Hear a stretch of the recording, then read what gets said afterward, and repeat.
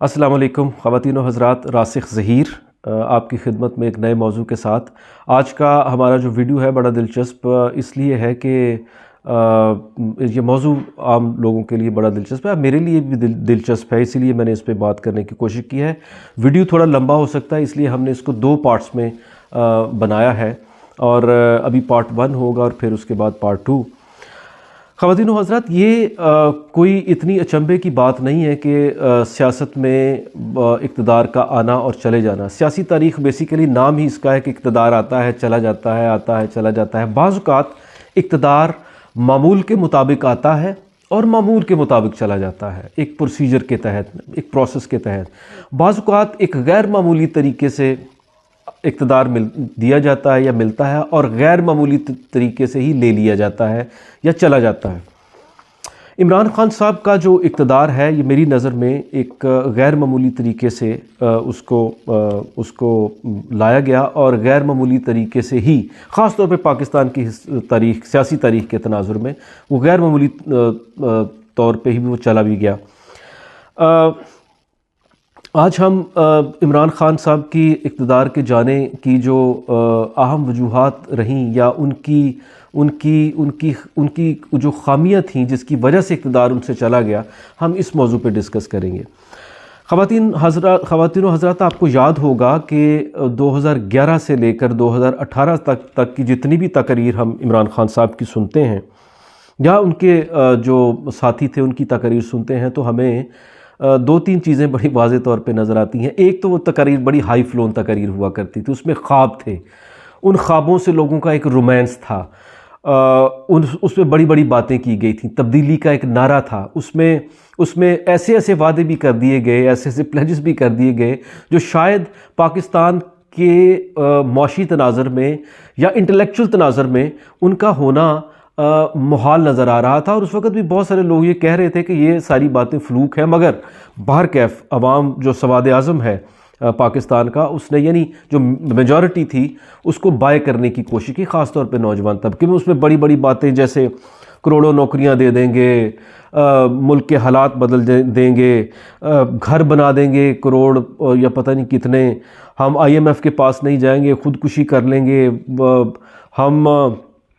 معاشی ترقی کو جو ہے وہ اتنے % پہ لے جائیں گے، کرپشن سے بالکل پاک معاشرہ وجود میں لے آئیں گے۔ اس طرح کے جو وعدے تھے وہ کیے گئے اور لوگوں نے اس کو بائے کیا۔ اب ہوا یہ کہ عمران خان صاحب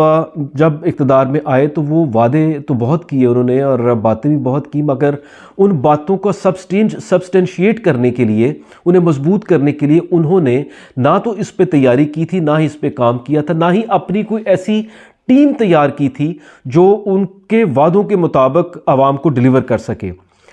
مثال کے طور پہ ان کا جو پوسٹر بوائے تھے جناب اسد عمر صاحب، جن کو بہت انٹلیکچولی ہائی پیڈسٹل پہ رکھا گیا، وہ بھی 2-4-6 ماہ میں جو ہے چلتے بنے۔ پھر اس کے بعد پیپلز پارٹی کے دور کے وزیر خزانہ حفیظ شیخ صاحب آئے، پھر انہوں نے خاصا کام کیا، انہوں نے وہی کام کرنا تھا جو وہ کرتے آئے تھے، اور جس انداز سے ان کا ایک انداز تھا، اس میں کیا ڈیلیور ہو رہا تھا اور کیا انہوں نے ڈیلیور کرنا تھا۔ خیر وہ ہوا، پھر وہ بھی چلے گئے، پھر شوکت ترین آئے، پھر اس کے علاوہ بہت ساری منسٹریز میں منسٹرز کو چینج کیا گیا، کبھی ایک آ رہا ہے 2 مہینے بعد، پھر اس کو ریپلیس کیا جا رہا ہے، پھر تیسرا آ رہا ہے، پھر اس کو، مطلب ایک میس تھا بیڈ گورننس کا۔ اور اس بیڈ گورننس کی وجہ سے، اس میس کی وجہ سے، اس ٹیم کے تیار نہ ہونے کی وجہ سے ہوا یہ کہ عوام مزید ان پہ جو معیشت کی ابتری کا بوجھ تھا وہ بڑھتا چلا گیا۔ اب اس بات سے آج کچھ لوگ اختلاف کرتے ہیں، لیکن اس وقت تو کہنے والے آج بھی کہتے ہیں کہ جناب 7% پہ ان کی پاپولیرٹی آ چکی تھی، اور حقیقت بھی ہے۔ آکسفورڈ یونیورسٹی کے اکانومسٹ جناب شاہ رخ وانی صاحب کہتے ہیں کہ نہیں، اس معاشی بدحالی کی ایک وجہ پچھلی حکومت کا ورثہ تھا اور ایک وجہ کووڈ تھی۔ ٹھیک ہے، اس میں بھی کچھ سچائی ہو سکتی ہے، مان سکتے ہیں اس کو، لیکن پچھلی حکومت کا ورثہ اور یہ ساری چیزیں تھیں۔ اصل میں ایک out of the box solution کی تلاش میں تھے ہم لوگ، اس لیے ہم نے ان کو سراہا بھی، ان کو ووٹ بھی دیا، ان میں اضافہ بھی کیا۔ لیکن ان سب کا جو ایک نیٹ رزلٹ ہوا وہ یہ کہ جو کسی لیڈر کی، کسی سیاسی قائد کی جو سب سے بڑا کیپٹل ہوتا ہے وہ ہے عوام میں اس کی پذیرائی یا عوام میں اس کی ساکھ اور مقبولیت۔ تو یہ سب سے پہلی کیجویلٹی عمران خان صاحب کی ہوئی کہ انہوں نے اپنا امپریشن اور امیج جو ہے عوام میں نہیں بنا سکے، اور ان کی جو معیشت کی کارکردگی تھی وہ انتہائی زبوں حال تھی، لہٰذا ان کی مقبولیت، ان کی ساکھ اور ان کا امیج تینوں دھڑام سے گر پڑے عوام کی نظروں میں۔ اور نتیجہ یہ ہوا کہ ایسے لیڈرز کو جن کی ساکھ اور مقبولیت ختم ہو جائے یا کم ہو جائے یا بہت کم ہو جائے، ان کو پھر آہستہ آہستہ اقتدار سے محروم کرنا جو ان کے مخالف طاقتیں ہوتی ہیں ان کے لیے بہت آسان ہو جاتا ہے۔ تو یہ ایک پہلی وجہ تھی کہ بیڈ گورننس اور معیشت کی ابتر صورتحال، یہ پہلی وجہ تھی جو عمران خان صاحب کی شدید فاش غلطی تھی کہ انہوں نے تیاری نہیں کی۔ دوسری وجہ یہ تھی کہ عمران خان صاحب بنیادی طور پر کوئی 2/3 میجورٹی لے کے نواز شریف صاحب کی طرح نہیں آئے تھے، یا کوئی اس انداز میں نہیں آئے تھے کہ ان کو کسی کی ضرورت نہ ہو۔ انہوں نے ایک اتحادی حکومت بنائی، اور اتحادیوں میں MQM بھی تھی، اس میں بلوچستان عوامی پارٹی بھی تھی، اس میں کیو لیگ بھی تھی، اس میں اور آزاد اراکین بھی شامل تھے۔ تو بہت سارے لوگوں کو ملا کر کے ان کی حکومت بنوائی گئی یا بنائی گئی۔ تو ان کا کام یہ تھا بیسیکلی کہ وہ کسی نہ کسی طرح سے اس اتحاد میں دراڑ نہ پڑنے دیتے، وہ اس اتحاد کو برقرار رکھتے۔ اس کے لیے آپ کو تھوڑا سا ایکسٹرا مائل جانا پڑتا ہے، آپ کو لوگوں کو خوش کرنا پڑتا ہے، آپ کو لوگوں سے ملنا پڑتا ہے، آپ کو ان کی باتوں کا، ان کی شکایتوں کا ازالہ کرنا پڑتا ہے۔ لیکن ہوا یہ کہ عمران صاحب نے اتحادیوں کو تو کیا خوش کرنا تھا، یا اتحادیوں سے کیا انہوں نے ان کے شکایت کا ازالہ کرنا تھا، انہوں نے اپنی پارٹی کا جو ممبران تھے ان سے بھی ملنا اتنا زیادہ گوارا نہیں کیا۔ نتیجہ یہ ہوا کہ لوگ آہستہ آہستہ ان سے دور ہٹنا شروع ہو گئے، اتحادی بھی دور ہو گئے، اور ان کی اپنی پارٹی کے افراد بھی ان سے دور ہوتے چلے گئے۔ آپ نے دیکھا ہوگا کہ جب وہ تحریک عدم اعتماد کا ڈول پڑا تو ان کے اپنے پارٹی کے 30-35 اراکین جو ہیں وہ ان کے ساتھ نہیں رہے، اور بھی کچھ تھریٹ کر رہے تھے۔ پھر اتحادی جو ہیں وہ بالکل نہیں رہے۔ عمران صاحب نے اگر ان سے ملنے کی کوشش بھی کی تو وہ اس آخری وقت میں کی جب سب کچھ لٹ چکا تھا۔ تو عمران صاحب کا ایک اتحادی جماعتوں اور اپنے ممبران کی طرف ایک جو رویہ تھا وہ بھی ان کے ڈاؤن فال کا ایک اہم وجہ بنی، کیونکہ بہت سارے سیاستدان جنہوں نے بعد میں انٹرویوز بھی دی وہ یہ کہتے تھے کہ یار سیاست میں تو اس لیے آیا جاتا ہے کہ ہمیں عزت ملے، ہماری ڈگنیٹی میں اضافہ ہو، اگر ایسا نہیں ہوتا تو پھر سیاست کا فائدہ ہی کیا ہے۔ تو عمران صاحب جو ہے وہ اس نفسیاتی کیفیت کو سمجھ نہیں سکے۔ ان کے مقابلے میں آصف علی زرداری صاحب نے، جیسے انہوں نے پہلے بھی جو 2008 کی کولیشن گورنمنٹ کو 5 سال برقرار رکھا اور کوئی اس میں سے نہیں گیا، پھر وہ اس نفسیات کو سمجھتے تھے، لہٰذا انہوں نے موقع پر چوکا مارا۔ پھر ایک وجہ جو اس کی ہے وہ ہے عمران صاحب کا فوج پر ضرورت سے زیادہ انحصار، اور اپنے تعلقات کو فوج سے بہتر طور پر استوار نہ رکھ سکنا تھا۔ تھوڑے بہت اختلافات تو دیکھیں ہر ریلیشن شپ میں آتے ہیں، کوئی ایسی کوئی بڑی بات نہیں ہے کہ کوئی نہیں آتے، ہاں ہو جاتا ہے، کبھی اونچی آواز بھی ہو جاتی ہے کبھی، لیکن جنرلی فوج کا کنسرن تھا کہ اکانومی کو بہتر کیا جائے، تاکہ اکانومی بہتر ہوگی تو حکومت کی بھی ساکھ بہتر رہے گی اور فوج بھی اپنے کاموں کو اچھے طریقے سے انجام دے سکے گی۔ مگر انہوں نے اس کے برعکس جب کام شروع کیا، نہ تو انہوں نے اکانومی ٹھیک کی بلکہ کچھ ایسے پنگے بازی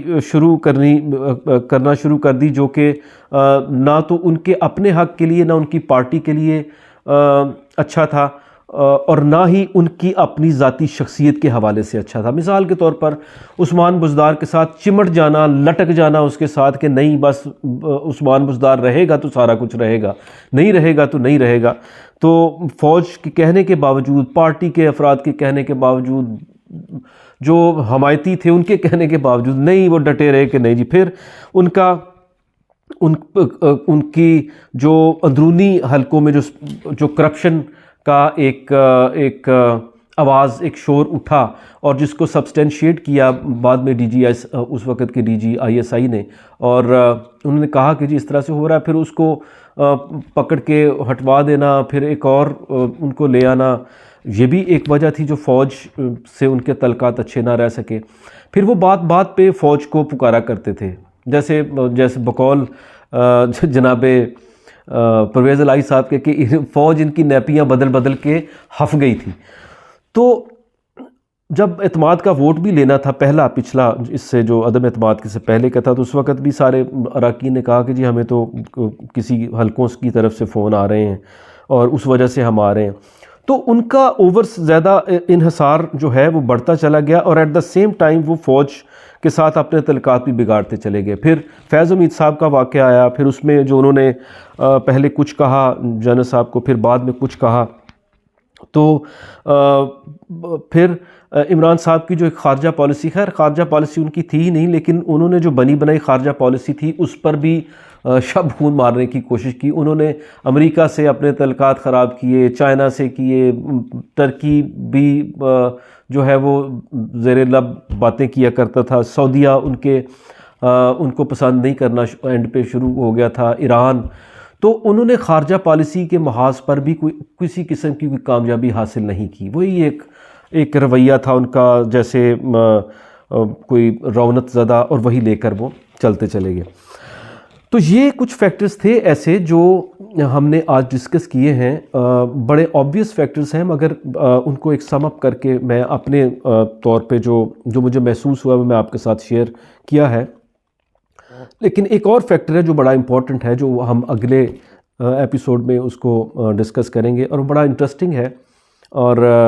وہ بھی آپ بھی سنیں گے تو آپ کو مزہ بھی آئے گا، غصہ بھی آئے گا، ہو سکتا ہے گالیاں بھی دیں آپ، لیکن اس کو کیا جائے گا۔ تو آج کے لیے اتنا ہی کافی ہے، انشاءاللہ میں اگلے ایپیسوڈ میں حاضر ہوتا ہوں جی ابھی۔